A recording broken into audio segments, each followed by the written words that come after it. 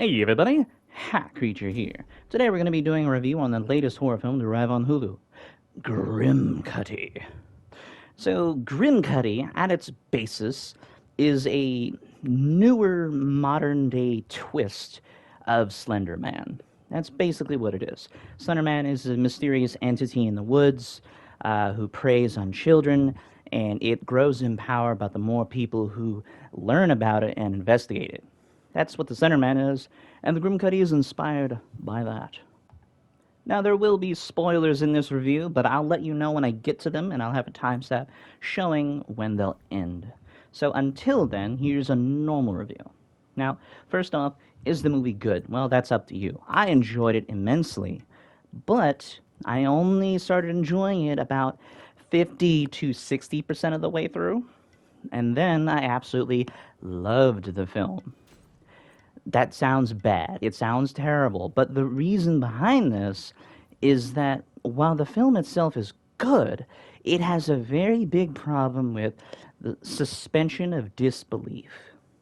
Every story has to have this, and every story has to do it well. Basically, what that means is even though the story is fake, even though it's a work of fiction, it still has to convince you that these things are happening within the world it's presenting.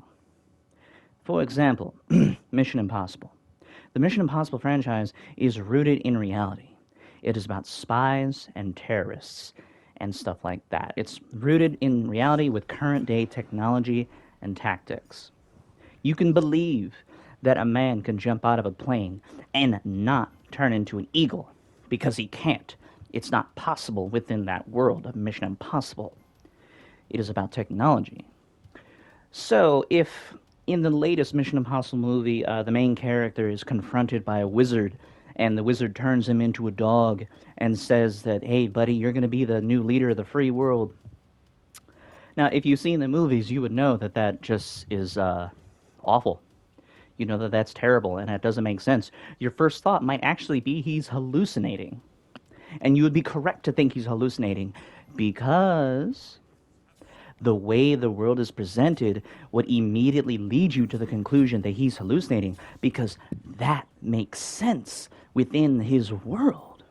It wouldn't make sense for a wizard to actually have magic. And that's basically the problem with this film. It fails to lead the audience to believe that this is actually happening.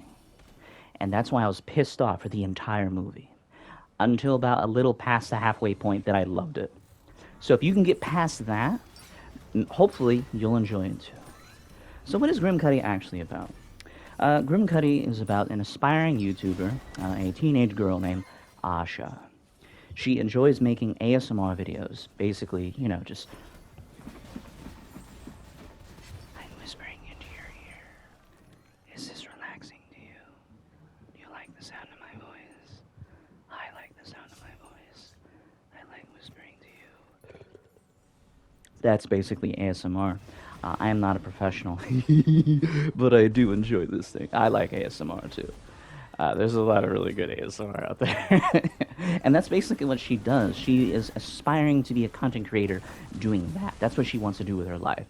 And, her arc in the story follows that loosely, and it also follows her about why she's not good at it.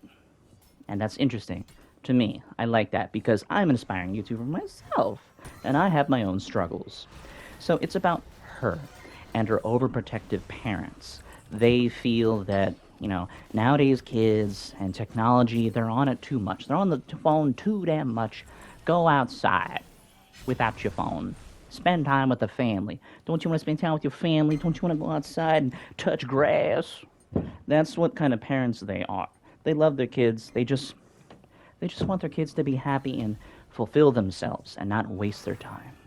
Like a good parent should, Good parents care about their children and want the best. And that's what these parents are. It's just the film is terrible at making them good parents. So the entire film starts with a little boy stabbing his mother, and it happens like a few weeks ago. By the time we actually get into the film, Happens a few weeks ago. So the main character's father, his name is Asmir. He's confronted by another parent, and they begin talking about this online challenge called Grimcutty and how it convinced this little boy to stab his mother. Now that's just shocking. Like, no one wants to hear that, a kid stabbed their parent. You're like, you have kids, man. Are they gonna cut you in your sleep because you didn't like give them their allowance this time? Are they gonna retaliate? Bro, I'm scared of my own damn kids. Nobody wants to go through that. So he listens to this and he's like, why? Why did he stab his mother? Well, apparently there's this online challenge, the Grimcutty, whatever it is. It's like it convinced him to like stab his mother, and some other kids are hurting themselves. Why? Why would they do that? And this is where the film starts to segue into the problem of the suspension of disbelief. So, because of this moment, it sparks a chain reaction, not only to the main character's parents, but the parents of the entire town. So the problem is that the parents go into full-on panic mode. For some stupid-ass reason, when nothing happens, absolutely nothing happens, all the parents go into panic mode and give their kids the talk. Hey, little bitty, you have these feelings. Oh, I'm going to tell you about those feelings. Not that kind of talk, though. This is not a fucking pervert conversation. No, we're getting this safety dance. And it's like, hey, have you heard of this Grimcutty thing? There's a challenge going on where, if you do it, it could convince you to hurt yourself or others. Please don't do it. And yeah, that is a concern. Because that's happening now. In nowadays society, TikTok, and a whole bunch of other things going on with internet challenges, there are a whole bunch of kids out there who are being influenced by dumb people or irresponsible people who don't know what they're doing or they just want to be famous. These kids follow these trends, and without knowing it, they think they can become famous like their hero, and they might end up hurting themselves. And that's happening all the time now. So it is a great topic to address in a horror film. That's good. I like that. The problem is they don't do it right. Like I said, the parents go into panic mode. Not only do they have this conversation, but they go so far as to think their kids are delusional. So the entire town goes from a, hey, there's something dangerous going on, we want you to be aware of it, just be careful. It goes from that to refusing to believe anything their child says. If their child burps, they think their child is probably on drugs and they're going to drop dead at any minute because of Grimcutty. Oh my god, you're disagreeing with your parents. It's the challenge. You don't want to give me your phone? Why don't you want to give me your phone? Why do you want to be on the phone? Why do you want to talk to your friends online? Why do you want to be online so much? Give me your phone. Get off the internet. I'm turning the Wi-Fi off. What's wrong with you? Get off the damn phone. These parents freak out for no reason. The entire town, by the way. And that's where the problem is. I've said that 3 times now. The entire town acts like this for no reason. Some kids get scared of what the parents say. And the parents believe that the kids are delusional and that they're going to hurt themselves because they got scared of what they said. The parents feel that the children are the problem. In one night, in a single night, the entire town, from the hobo on the street to the mayor in the office, the entire town feels that the children are in danger of themselves in a single fucking night. It gets so bad that the school is promoting not to come to school. A place of learning and, identifying and investigating. A place of being smart is being dumb and telling children not to show up. And saying that the people who didn't show up are probably better for it. They didn't come to school, they're safe. You're here. You're in danger. Let me tell you why you are the problem. And that just doesn't make sense. I cannot believe that. And there's nothing in this to really showcase why the entire town would go into panic mode. And that's most of the film. That's 50 to 60% of the film is just that. And I hate it. That's that's the problem. So if you can get past that, like I did, you might enjoy the rest of it. You might enjoy to love the film, like I do, because I do. I love it. I hate that part though, because I'm a writer, and it's just fucking lazy, bro. Anyway, so and that's basically all I can say without spoiling it. But what is the Grimcutty? I'll try not to spoil it. The Grimcutty is attacking these children with a knife. It's this weird, beautiful, large creature with like a big head and body and small hands, and it just runs at him with a knife, like "I'm gonna get you, I'm gonna get you." Oh, did you cut yourself? It doesn't actually speak or laugh. That's just me. I made him sound like a clown. Sorry. But maybe that's good. But yeah, and whenever these kids get hurt by the Grimcutty, it looks like they hurt themselves because for some stupid ass reason, the child always has a knife in their hand when they get attacked. Oh, you're in the bathroom? Why is there a bathroom in the? Why is there a knife in the bathroom? You brought a knife with you to the bathroom? What for, bro? What for? Were you gonna hurt yourself? Is that what you want to do with your life? You just want to, is that what you're doing? You're a bad child. You're delusional. You're a terrible child. You need to be locked up for your own safety. No, the child ran into the bathroom because they were being chased by the Grimcutty, and they attacked the Grimcutty, and the Grimcutty attacked them. So it looks like they hurt themselves. And, you know, if a parent sees that a child has a knife in their hand and they got cut, they're automatically going to assume that the child hurt themselves. Either on, you know, not on purpose. You know, something happened. There was an accident. You know, a parent wants to love and believe their child. If you don't live in this world. If you don't live in this movie. Because the parents just don't believe anything the children say. Like, hey, I was attacked. Someone broke into the house. What did he look like? He looked like that thing, the Grimcutty. Oh, the Grimcutty, you say? You must be lying. But it was someone in a costume.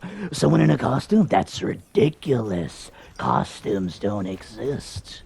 You remember the band 50 years ago? Costumes don't exist, bro. Fiction, being happy. You're living in a fantasy world. You are hurting yourself. That's how stupid these parents are. That's how bad it gets. They just refuse to believe anything their child says. And so it looks like they're hurting themselves. And the Grimcutty feeds off of this, and then it attacks the children. Does it have a happy ending? Well, that's a spoiler. So I'm going to start doing spoilers. Skip to this point in time if you don't want spoilers. So 1, 2, bingo! Basically, what happens in the film is that Asha and her family... sorry, that's a damn lie. Asha and her friend and her brother, they try to investigate the Grimcutty. Because the parents refuse to say what the Grimcutty is, the children want to know what it is. The children want to know why the Grimcutty is dangerous. They want to know why their parents are scared of it. And they want to know where this came from, who brought it up. The children want answers. The children want to know why their parents are scared of it. And the parents are so overprotective that they think the children are wrong for doing so. They think that the children trying to find answers is the children willingly trying to hurt themselves. And like that's some propaganda shit right there. And that happens nowadays too as well. You're looking up all these things. You're looking into these topics because you believe in them, right? You're a bad person. You're looking up the satanic religion. Are you a Satanist? Are you a bad person because I don't know anything about the satanic religion? And you just have to be a bad person because I don't know anything about them? But you do because you looked it up. You're a bad person. Satanists are not bad people. If you actually looked them up, you would know that Satanists are actually very kind and loving, and all they want is freedom. That is the... well, you know, kind and loving is not the basis of the religion. Freedom is the basis of religion. Freedom to be yourself. That's what Satanists are. But people who don't know that will assume that they're bad, and they'll assume that by looking them up, you're bad too. That's what happens with the parents in this film. They think their children trying to learn about the Grimcutty is the children trying to put themselves in harm's way. So every parent in town takes away all their phones, their laptops, they shut down the computers at the school, and they're basically demonizing their children to the children. You're a child, you're on the phone, that's bad. Because you went on the phone, you're gonna die. And that's just stupid. Like it just feels like a fear-mongering session. Being on the phone too much, no, being on the phone at all means you're gonna die. You looked it up, then something bad's gonna happen to you. That's your fault. You're the problem. Put the phone down. You're the problem. So they're trying to investigate this, and every time they try to investigate it, the parents freak out, and then the Grimcutty attacks the children, people get hurt, and it just reinforces the parents' belief that the children are, doing this to themselves. And it's a vicious cycle that every time the kids try and figure out what's wrong, they end up hurting themselves, proving the parents right. So now, what is the Grimcutty? See, there's a twist in this whole thing. If you've been paying attention to the way I'm talking about the situation, you might realize that the children aren't the problem. You might realize that the Grimcutty isn't feeding off the hysteria of the children, it's feeding off the hysteria of the parents. The Grimcutty exists because the parents give it life, not the children. The children trying to investigate it does nothing. The parents freaking out about the existence of the Grimcutty. The parents scared of the Grimcutty, scared that their children could be hurting themselves, brings the Grimcutty forth. Whenever the parents get panicky, whenever they get scared and angry, it shows up and attacks their kids. And the more they panic, the stronger the Grimcutty gets. Which is a huge twist on the formula because normally it's about investigating it and learning about it. The forbidden knowledge makes you a target. But in this case, it's the fear of you interacting with it that gives it life. There's nothing to fear except fear itself. And that's what the Grimcutty is. It's beautiful, and that's why I love it, because it's a fun twist. They give it power. The only reason it exists is because they're scared of it. It's hysteria in its purest form. I love it. It's amazing. So how do you combat that? Like how can you stop it? Yeah, and that's what the children try to find out throughout the film: how to stop the Grimcutty. Like, it's not until over the halfway point, like near the ending, that Asha figures out why the Grimcutty is attacking people and what's wrong and how to stop it. She figures it out. So there's this amazing scene where Asha tries to investigate, and she learns some answers about where the Grimcutty came from. All the parents are taking away all the phones and computers, and the kids want to know why. So Asha investigates, and she finds out that all the parents are getting all these ideas about bad technology and locking away their phones from a person online. Their fear of bad technology comes from a random person online spouting conspiracy theories. So the parents, thinking that their kids are delusional for believing anything they see online, are the ones themselves who are delusional believing anything they see online. They're going through the problem they think their children are. That's another twist. So Asha investigates the person who is spreading these tactics and strategies and this conspiracy online. She goes to her house and she finds out that she's like the first victim of the Grimcutty. She's the mother who got attacked by her kid, and now the kid is locked up upstairs, still alive. And she's alive, and she's basically warning the entire town about the Grimcutty, which in itself gives the Grimcutty power. Asha's mother shows up, and she's angry at her daughter for breaking into somebody's house, and she's angry at her daughter for not listening, for being the problem, for being delusional, for wanting to hurt herself and hurting her brother because the Grimcutty attacked him, but it looks like, it was the daughter's fault. So Asha and her mother are in the car, and the mother's freaking out, yelling and screaming, going full, unfiltered rage on her daughter, just letting it all out, the frustration. And the entire time, the Grimcutty is coming for Asha. Asha can see him in the rearview mirror, but the mother can't. And the Grimcutty is charging towards her with a knife, and it's going to stab her in the face. It's going to kill her right then and there. But right before it reaches Asha, the mother, in a huge final pit of rage, slams her arm against the window, shattering the glass. And this act is kind of a release. It allows her to finally and completely express all the stress and anxiety and rage and let it all out. This pain, the shock, her system snaps her out of it. She finally understands that she's being irrational. The mother finally understands that she's making the problem worse, and she's the one who's not listening.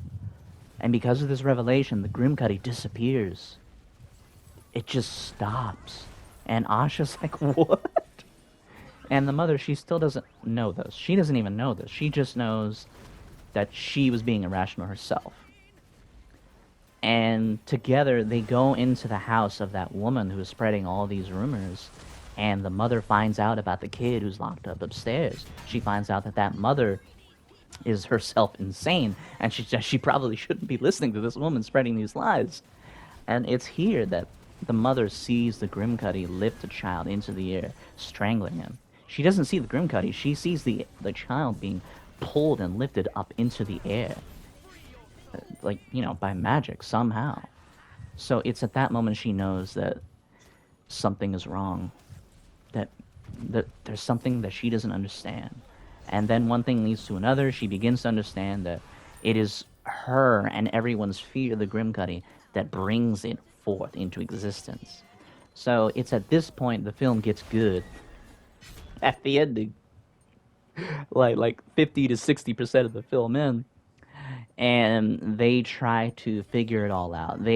From here, they're trying to take this revelation and try to save the other kids and themselves from the Grimcutty. Now, you might be thinking, in a town where all the parents are scared, and they're the ones who are killing their kids, how could they possibly convince the entire town that they're the problem? How could you possibly tell every parent that you being scared of the Grimcutty is causing a supernatural creature to attack your kids? And if you just stopped worrying about it, your kids would be fine. Now, everyone's child at this point is in the hospital. They're all being attacked, they're being cut, and it looks like they're hurting themselves. Every single parent is scared of the Grimcutty and that their kids are delusional and hurting themselves. So I'm asking you, how do you think that they stop this? Right now. Booyah, I'm gonna tell you how. I don't fucking know.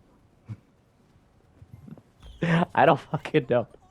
So, it's just the suspension of disbelief is just gone, right? At the beginning of the movie and at the very end of the movie, the same thing happens. In a single night, the entire town just snaps out of it. They just forget about it. The whole thing. They just realize that there's a supernatural entity. Oh my god. And then they just stop worrying about it and their kids go on with their lives. Oh my god. I'm so sorry, my child. I'm the problem. I should have listened to you. You're not delusional. It was me. Overnight. The entire town. And that's just bad writing. Again. And I don't think that's necessary. Like, for one, it's bad writing that they like how they presented it. They didn't need to have the entire town go crazy overnight for it to get this bad. They could have done it over time. One parent could talk about it, then their kid gets attacked. And then another parent talks about it, their kid gets attacked. That happens all in one night. And then in one night, the entire town freaks out about it. But they shouldn't have done that in one night. It would have been more believable if it was over a period of a week. More cases happened over time. Then it would have been believable for the panic to get so high. That would have made sense for it to start. But for it to end, I don't think there's any possible way that you could end that kind of intense hysteria. Like, they convinced the father and the mother that it was their problem because the Grimcutty attacked the child in front of them and lifted them up into the air, making them realize that there's a supernatural entity in the room with them. That realization only happened to two parents. It didn't happen to the other parents. Only to two people out of 2,000. That's not going to convince everyone that it's their problem. The only way I think that you could do this is to have the same thing happen in a larger crowd. Go into a stadium where all the parents are there and they have all their kids in the middle, and let's just say the parents round up all the kids and put them in the center of a football field. They know the children are going to be safe because the entire time the parents are watching over them, or they're on cameras, right? Maybe they're not in the bleachers, maybe they're in a room and they're just watching their kids and they're making sure they're safe. But the entire time they're panicking, and the entire time the kids are freaking out because they're getting attacked by the Grimcutty. So the parents go down there to try and stop them from hurting themselves. Um, but then the Grimcutty slips up by accident, keyword on accident, slips up, and then starts throwing children into the sky. Just starts throwing them against the wall, throwing them into the sky, pulling them into the air, and eviscerating them. That would allow all the parents of the entire town to know that there's a supernatural entity going on. But the problem there is that the parents would see that that their children are in danger, so they just panic some more, and the children would die because of them. So even that wouldn't be a good way to stop it.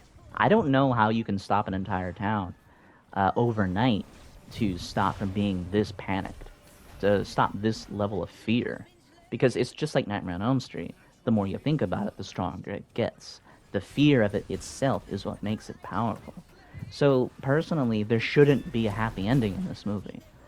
There shouldn't be one. It should have just ended on a cliffhanger. It should have ended with people getting hurt and people running away and just trying to get out of the situation. It shouldn't have ended with just everything going back to normal, but that's how it does. It's so great that Asha, she completes her character arc and she's not depressed, she's not stressed anymore, and she gets to be a YouTuber and she's making better videos.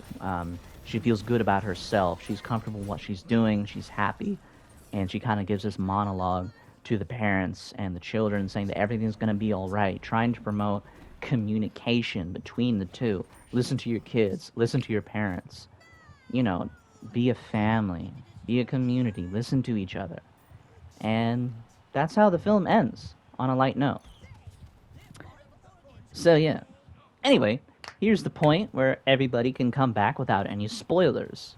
So, yes, the film ends, there you go, just like that. Do I enjoy it? I loved it. I absolutely love it so much. I feel that the writing is terrible, but there's a lot of amazing moments in the film that make it good. Like, there is talent within the writers of this film. They have talent, but they need an editor. They need someone there to guide them and to say, you done fucked up. Dial it back 300% and go just take a nap, bro. Because holy shit. Bro. They need somebody in the writer's room to do that. Because if they had that, then the film would have been good the entire way through. And yeah, overall, it's a great film. It's a great horror film.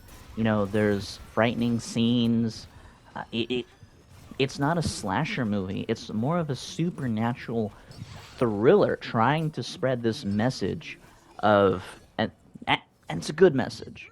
You know, there are challenges online which lead children to get confused and, you know, end up accidentally hurting themselves.